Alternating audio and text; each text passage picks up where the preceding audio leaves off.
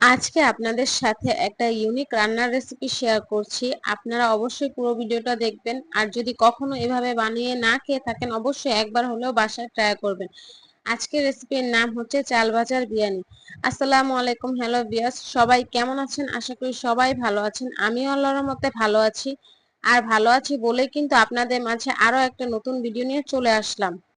তো চলেন রেসিপিতে ফিরে যাই। তো এখানে দেখতে পাচ্ছেন আমি প্রথমেই চাল ভেজে নিয়েছিলাম, আর চালটা খুব ভালোভাবে একদম মিডিয়াম আঁচে ভেজে নেবেন যেন না পুড়ে যায়। চালগুলো ভাজার পর এখানে আমি মুরগির ম্যারিনেট করে রেখে দিয়েছিলাম হলুদ মরিচ আর লবণ দিয়ে। এগুলো কিছুক্ষণ ম্যারিনেট করে আমি ফ্রিজে রেখে দিয়েছিলাম। তারপর এটাকে সুন্দরভাবে এপিট ওপিট করে ভেজে নিতে হবে।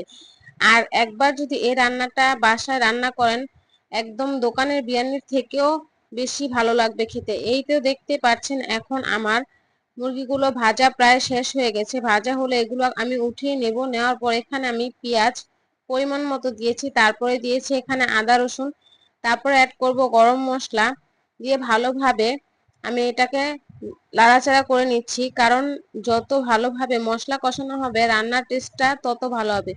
তো এই ইউনিক রেসিপিটা আমি আপনাদের ভাইয়ার কাছ থেকেই শিখেছি। সে অনেক আগে একবার রান্না করে খাইয়েছিল, বাট মুখে লেগে থাকার মতো, তাই মাঝে মাঝে ট্রাই করি এভাবে রান্না করা। তাই ভাবলাম আপনাদের সাথেও শেয়ার করি। আর এই রান্নাটা আমার খেতে খুবই ভালো লাগে।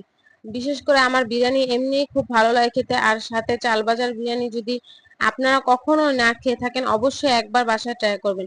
এখন মশলাগুলো ভালোভাবে কষানো হয়ে গিয়েছে। মশলাগুলো ভালোভাবে কষানোর পর এখানে ভেজে রাখা মুরগির মাংস আর কিছু আলু দিয়ে দিলাম। আলু ছাড়া তো আবার বিরিয়ানি জমেই না, কারণ আলুই হচ্ছে বিরিয়ানির মেন টেস্ট। আর এমনিতেও আমি একজন আলু লাভার, আমার সব তরকারিতে আলু খেতে খুব ভালো লাগে। এখন এগুলোকে পরিমাণ মতো পানি দিয়ে কষানোর জন্য, আর আলুটা যেন ভালোভাবে সিদ্ধ হয়ে যায়, দিয়ে ঢেকে দিয়ে 10 মিনিটের মতো রান্না করব। রান্না করার পর এগুলো আবার মাংসগুলো আর আলুগুলো আমি এখান থেকে উঠিয়ে নেব, কারণ এখন আমি এখানে চালগুলো যে ভেজে রেখেছিলাম সেই চালগুলো দিয়ে দিব।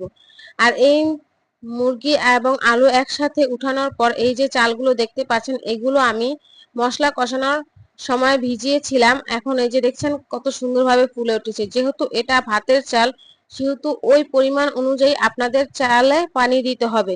যেমন এখানে আমি আধা কেজি চালে প্রায় 1 কেজির সমান পানি দিয়েছিলাম। যেহেতু এটা ভাতের চাল, হতে একটু দেরি হবে, সেজন্য আমি মেপে মেপে পানিটা ইউজ করেছিলাম। এই যে দেখতে পাচ্ছেন এখন আমি উপর দিয়ে কিছু কাঁচামরিচ দিয়ে দিলাম। কাঁচামরিচ দেওয়ার পর এটাকে ঢেকে দেবো যেন বলকটা সুন্দরভাবে চলে আসে। এই যে এখন বলকও চলে এসেছে। আর ভাতের চালের বিরিয়ানিটা রান্না করতে একটু মাপ লাগবে, সেজন্য আপনারা যারা পোলার চালের বিরিয়ানি রান্না করেন সেই মোতাবেক পানি ইউজ করবেন। যেমন পোলার চালের আধা কেজি চালে আমরা 1.25 কেজি পানি ইউজ করি, ঠিক ওই মাপেই সিদ্ধ চাল একটু বেশি ইউজ করবেন, কারণ সিদ্ধ চালটা হতে একটু সময় লাগে। এই যে এখন আমার চালটাও প্রায় 70% হয়ে এসেছে। এখন আমি মুরগির মাংস এবং আলুগুলো সুন্দরভাবে দিয়ে দিচ্ছি।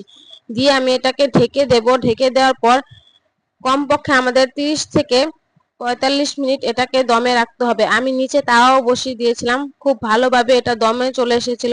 আর বিশ্বাস করেন দেখেন একদম দেখতে বিরিয়ানির মতোই লাগছে।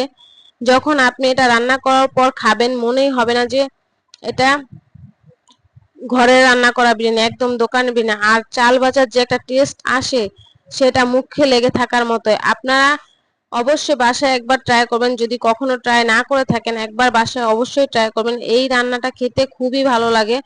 আপনারা একবার ট্রাই করে দেখবেন, আশা করি ভালো লাগবে। যারা আমার সম্পূর্ণ ভিডিওটা দেখেছেন তাদেরকে অসংখ্য ধন্যবাদ। আজকের ভিডিওটা এই পর্যন্তই। সবাই ভালো থাকবেন, সুস্থ থাকবেন। আল্লাহ।